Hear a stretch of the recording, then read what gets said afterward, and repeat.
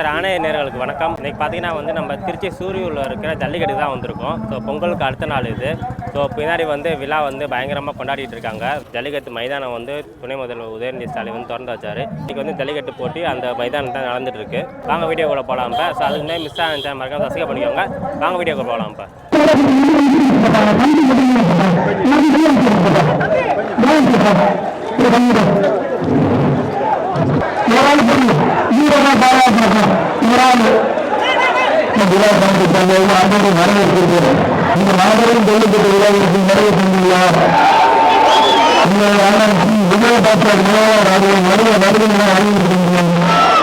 ஜல்லிக்கட்டு மாநிலம் அண்ணனோட பின்னாடி பெரிய கிராமத்தில் இருக்கு மலையராஜ் அவர்களின் வருகை அன்போடு வரவேற்கின்றனர்.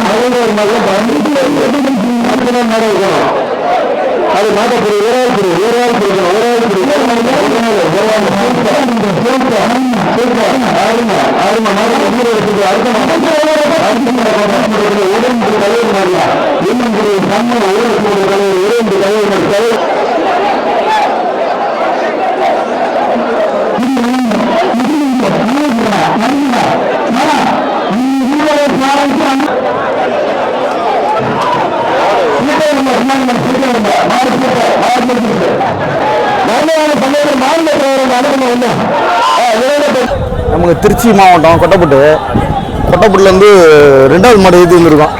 பெரிய மாடு வீட்டில் நிற்கிது. அது கிட்டத்தட்ட ஏகப்பட்ட வாடி அடைச்சாச்சு. வாடி புதுசாக போட்டிருக்காங்க. ரொம்ப சிறப்பாக இருக்குது. ஆனால் அடைக்கிறது தான் ரொம்ப கஷ்டமாக இருக்குது. அவங்க டோக்கன் பிரகாரம்லாம் அடைக்கிற மாதிரி இல்லை. நமக்கு 50 டோக்கனு இப்போ கொண்டு போய் உள்ளே அடைக்க முடியுமா? ரொம்ப கஷ்டமாக இருக்குது. ஆனால் வேடிக்கை ரொம்ப சிறப்பாக இருக்குது. இது ஃபுல்லாக வருஷம் நடக்கும். மிகப்பெரிய ஒரு கோரிக்கை என்னென்னா, மாடு பிடிக்கிறவங்களுக்கும் மாடு வளர்க்குறவங்களுக்கும் ஒரு இன்சூரன்ஸ் மாதிரி ஏதாச்சும் கொடுக்கணும். மாட்டுக்கு ஒரு 1000 ரூபா. இப்போ போக பார்த்தீங்கன்னா விவசாயமே அழிஞ்சிக்கிட்டு இருக்கு. விவசாயத்தை வச்சு தான் வந்து மாடு வளர்க்குறது இதெல்லாம் வந்து ஒரு விஷயம் ஓடிக்கிட்டு இருந்துச்சு. அன்னைக்கு எல்லாமே ஃப்ரீயாக கொஞ்சம் ஈஸியாக இருந்துச்சு. இன்றைக்கி ஒரு மாடை வச்சுருக்கணுன்னா ஒரு மாதத்துக்கு கிட்டத்தட்ட பருத்தி கொட்டை, புண்ணாக்கு இதெல்லாம் வச்சு வளர்க்கணுன்னாலே மிகப்பெரிய செலவாகுது. அவங்களுக்கு ஒரு 2000 ரூபாலேருந்து ஒரு 3000 கொடுக்கணும். மாடு வளர்க்குறவங்களுக்கு இன்சூரன்ஸ், மாடு ஏற வர வீரர்களுக்கு இன்சூரன்ஸ் மட்டும் இல்லாமல் ஒரு வேலை, நல்ல மாடுபிடி வீரர் அவங்கள வந்து விளையாட்டில் தானே இருக்காங்க. கபடி மேட்ச் இருக்குது, அத்லீட்டில் இருக்காங்க, இங்கே நிறைய விஷயம் இருக்குது. அதே மாதிரி இது வந்து மிகப்பெரிய ஒரு விஷயம். அவன் உயிரை பணைய வச்சு அவன் வந்து மாடு ஏறுறான். அவன் செத்தான என்ன ஆகும்? அவங்க குடும்பத்தில் இருக்கும் எவ்வளோ பேர் கஷ்டப்படுவாங்க. அவங்க அக்கா இருக்கும், தங்கச்சி இருக்கும், எல்லாமே இருக்கும். அவங்களுக்கெல்லாம் ஏதாச்சும் ஒரு விஷயம் போகிற மாதிரி இருக்கணும். இல்லை அவங்க பொண்டாட்டி பிள்ளைங்க அவங்களுக்கெல்லாம் வந்து ஒரு இன்சூரன்ஸு ஏதோ ஒரு அமௌண்ட் கவர்மெண்ட் வந்து அதுக்கு வந்து ஒதுக்கணும். பாவம் ரொம்ப கஷ்டப்படுறாங்க. மாடு வச்சிருக்கவங்களும் கஷ்டப்படுறாங்க, மாடு ஏறுற பசங்களும் கஷ்டப்படுறாங்க. அதுமாதிரி மாடு ஏறினா அடிக்கக்கூடாது. ஒரு 2 நாளைக்கு முன்னாடி கூட ஒரு வேடிக்கையில் பார்த்தேன். ஒருத்தர் நல்லா சூப்பராக மாடை பிடிச்சி வரான். நம்மள்ட்டையும் மாடு இருக்குது. மாடு ஏறுறதுக்கு தான் மாட்டை வச்சுருக்கோம். அதில் தான் மாட்டோட திறமை தெரியும். அப்படிங்கும்போது மாட்டை ஏறி போய் அடிக்கிறாங்க. அது ரொம்ப கஷ்டமாக இருக்குது. நம்மளும் மாடு பிடிச்சிருக்கோம், மாடு அடைச்சிருக்கோம், நம்ம மாட்டையும் ஏறி இருக்காங்க. மாடு அடுத்த வேடிக்கையில் நல்லா பாஞ்சிருக்கு, நிறைய விஷயம்லாம் பண்ணோம். அது வந்து மாட்டுக்கும் அந்த மாடுபிடி வீரருக்கும் உள்ள ஒரு அனுபவம். அந்த விஷயத்தில் வந்து நிறைய பேர் வந்து ரொம்ப தவறாக பண்ணுறாங்க. அதே மாதிரி ஒரு வேடிக்கையில் ஏறின மாட்டை அடுத்த வேடிக்கையில் போய் அந்த பசங்க ஏறக்கூடாது. ரைட்டு, இந்த வேடிக்கையில் தரமான மாட்டை ஏறிட்டோம், அடுத்த வேடிக்கையில் இதோட தரமான மாடை ஏறணும். அப்படின்ற மாதிரி போயிடும். ஒவ்வொரு ஏடு இந்த மாட்டை பார்த்து ஏறினா அவன் என்ன பண்ணுவான், மாடு வச்சுருக்கவன் மாட்டோட விஷயம் தெரிஞ்சு ஏறினா ரொம்ப தப்பாக போயிடும். அதனால் ஒரே 2 விஷயம்தான், மாட்டுக்கும் மாட்டோட உரிமையாளருக்கும் மாடுபிடி வீரருக்கும் ஒரு தொகையை ஒரு ஒரு இன்சூரன்ஸ் மாதிரி ஏதாச்சும் பண்ணி விடணும். டோக்கன்லாம் எப்பனே இருக்குது, எப்போவே இந்த பிரச்சனை இருக்கா, இந்த வருஷம் இருக்கா? டோக்கன் இந்த வருஷம் பயங்கர பிரச்சனை. அதாவது ஊருக்காரங்க இருப்பாங்க, அவங்க அப்போல்லாம் வேடிக்கை பார்த்துக்கிட்டிங்கன்னா அவங்க பாக்கு வைப்பாங்க. பாக்கு வச்சு உங்கள் மாட்டை எங்கள் ஊருக்கு நீங்கள் கொண்டு வரணும், உங்களுக்கு என்ன செலவு எல்லாமே பார்த்துக்கிட்டு, அது இல்லாமல் சாப்பாடை போட்டு எல்லாமே செஞ்சு அவங்க பேரும் பயங்கரமாக வரும். அது மாதிரி ஒரு விஷயம் பண்ணுவாங்க. ஆனால் இப்போ ஆன்லைன் டோக்கன்னா வேடிக்கை வைக்கிறது யாரு? டோக்கன் யாருக்கு வருதுன்னு தெரியல. டோக்கன் யார் கொடுக்குறாங்கன்னு தெரியல. முதல்ல தமிழக அரசு இவ்வளவு தூரம் ஜல்லிக்கட்டுக்கு இம்பார்ட்டன்ட் கொடுக்குறாங்க. அதை முறைப்படி இந்த ஊருக்கு இந்த இதுன்னு சொல்லி விளக்கமா ஒரு விஷயம் பண்ணணும். அதுவே பண்ணாம ஆன்லைன் டோக்கன் சொல்றாங்க. அது என்ன மாதிரி பரிசீலனை பண்ணி அந்த டோக்கன் நம்ம கைக்கு வரும்ன்றது நமக்கு தெரியல.